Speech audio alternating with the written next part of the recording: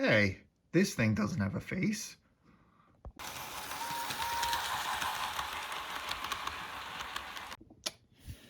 Hello everyone, and welcome back to DCC Sodor for a new review. And of course, this is not a Thomas model, but it is something that I thought should have a video on it because I haven't seen anyone else on YouTube do a video on the latest run of Athearn's SD70MACs. So without further ado, let's get started and head on into this review. So back in April of 2020, Athearn announced that they were going to be doing a new run of their SD70MAC locomotives.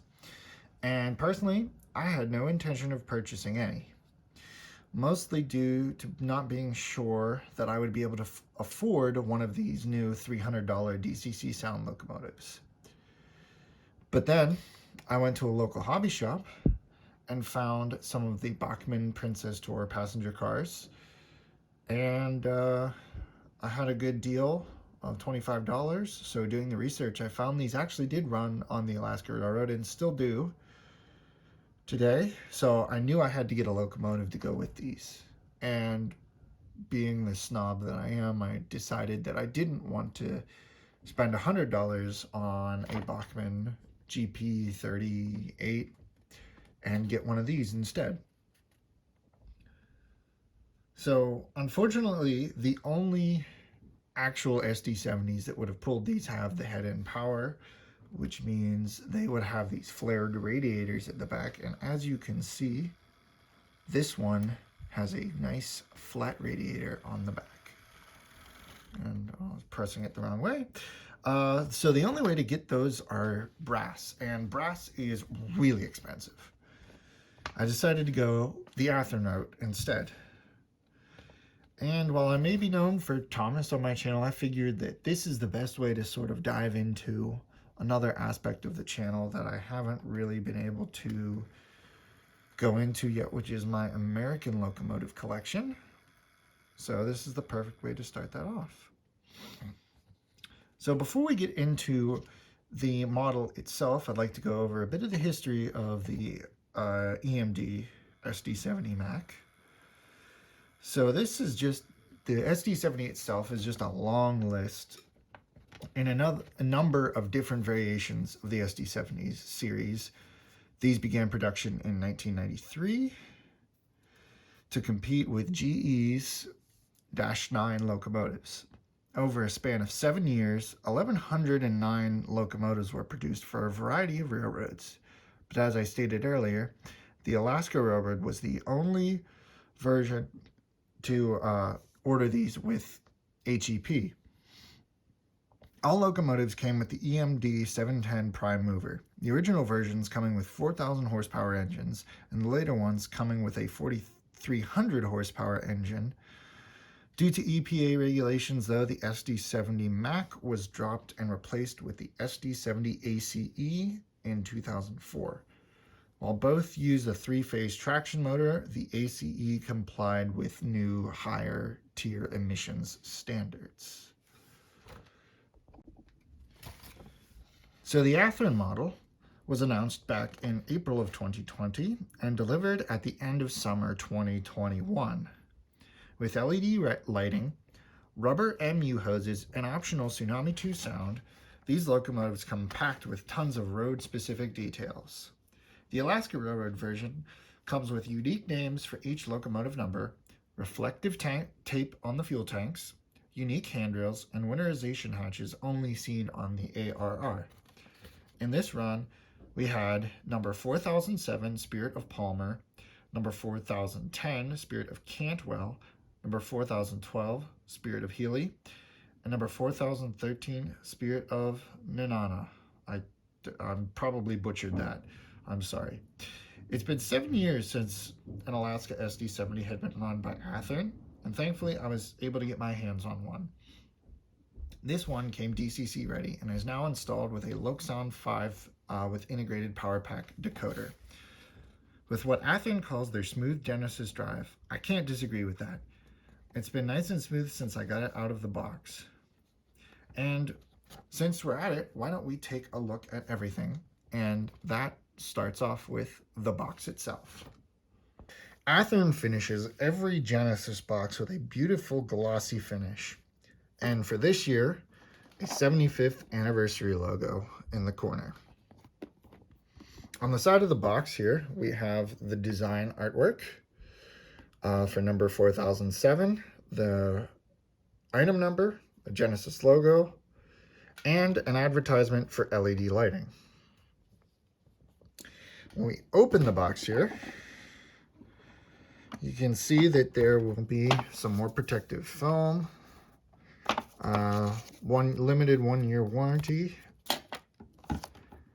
a Genesis ready to roll in scale and roundhouse advertisement, the card to submit your warranty, which make sure you do that, and then the exploded parts diagram itself.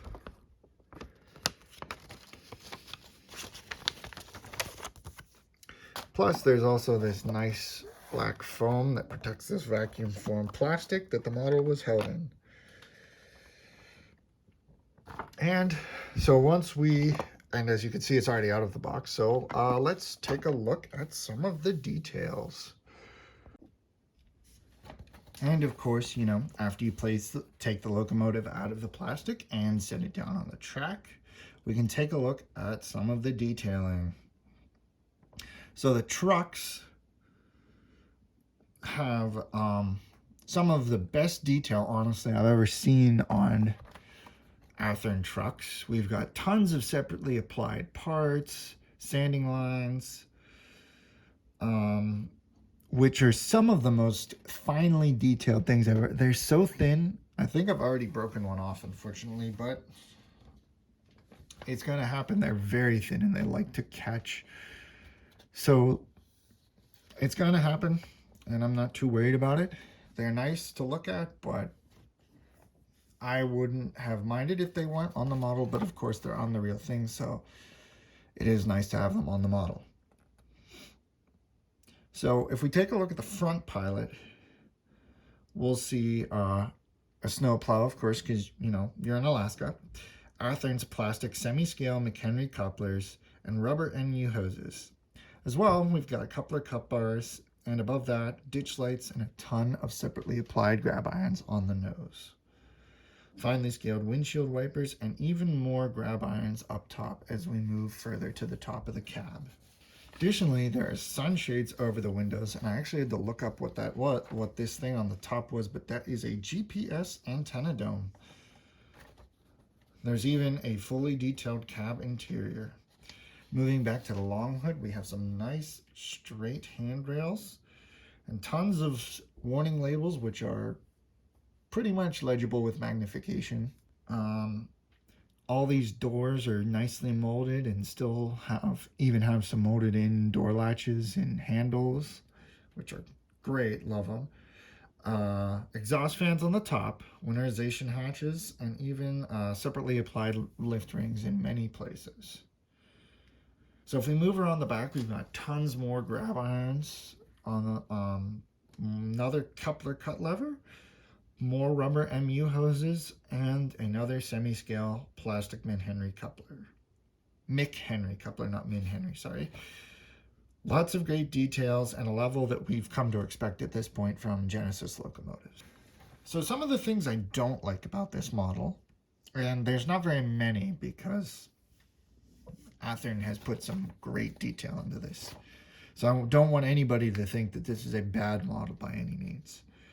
But the one glaring thing that really bothers me is the lack of lit number boards in the cab. It's 2021. Come on. Every other manufacturer does lit number boards except for Athearn, unless you get a Genesis 2.0 model. It's time to bring that into the Genesis line. I mean, that's just me. I think that it is. I think this should be a standard lighting feature. Just like, Athearn has added firebox flicker to their new FEF3s and FEF2s, and that needs to be a standard feature too. So they're doing some updates, but they need to just, with their diesel locomotives, do a few more things to get the Genesis line and the Genesis 2.0 line to just be one line of great detailed locomotives. And as I said before, these fine sanding lines are just so fine that they break off so easily. Like I said, I have one on the front truck that already has broken off. Another small thing that I think is that they haven't bothered to update the exploded parts diagram. It still has the old JST style 9-pin and 8-pin connectors instead of the new 21-pin decoder. In addition, I found that the model, when I first ran it on DC just to make sure everything worked, it was a little noisy. And even if I run it on DCC without sound on, you can still kind of hear a little bit of whining. But it's not terrible. And we'll skip over most of the sounds, since this is a personally installed Loc Sound decoder, not the factory installed Tsunami 2. But we can run this locomotive. So I have to say, this is one of the smoothest locomotives I own. It's amazing. And while I don't really have the space on my 4x8 layout to fully load it without probably having all the cars tip over on the curves, it is more than capable to pull any train that you have to offer it, I'm sure. I mean, within reason, it can pull, might be able to pull 100 cars by itself. I don't know. Probably not.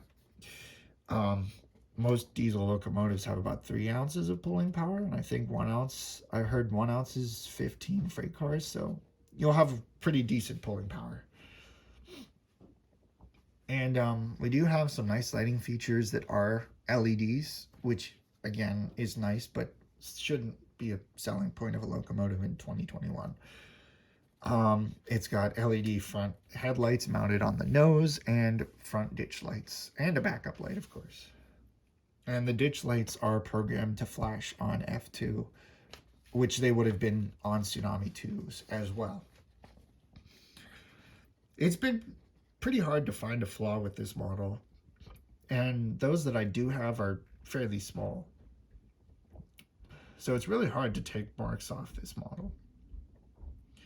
But I'll share the price with you guys. I paid $178.48 from autotrainstuff.com, which, in all honesty, with the level of detail compared to other manufacturers, is a little higher than I like to pay. But overall, I am pleased with this purchase, and it'll see a lot of runtime on my layout. And this certainly fits into the level of detail, but at some point I hope that this Genesis line sort of moves into the Genesis 2.0 line, and we'll get more on the level of detail of a company like Rapido and ScaleTrains.com, or now just Scale Trains. So relative to where it sits, I'd like to give, I think I'll give this locomotive an 8.5 out of 10, just due to some of the delicate parts that I've already had come off. I've even had a couple handrail stanchions pop off, but that's no big deal. Those went right back in. And so after just like 2 months of owning it, I think that's a little quickly for parts to start falling off. But that's just me. And the growls on DC running weren't the greatest, but still mostly rectified with DCC, but still silenced. You can still hear a little bit of the growling. Other than that, this has to be an excellent model from Athearn. I can't say much bad about it. If you can find one of these, I know a lot of places these are already sold out. So, which is great for Athearn, because that means they'll probably have to rerun them at some point, and we'll be getting more of these. And I wouldn't mind adding a second one to my fleet. So I highly recommend this model. And other than that, that's about it from me. So thank you guys for watching. So this is Blake from DCC Sodor. And don't forget to like the video and subscribe to stay up to date from the latest content from me. We've got tons and tons of new Bachmann stuff coming out.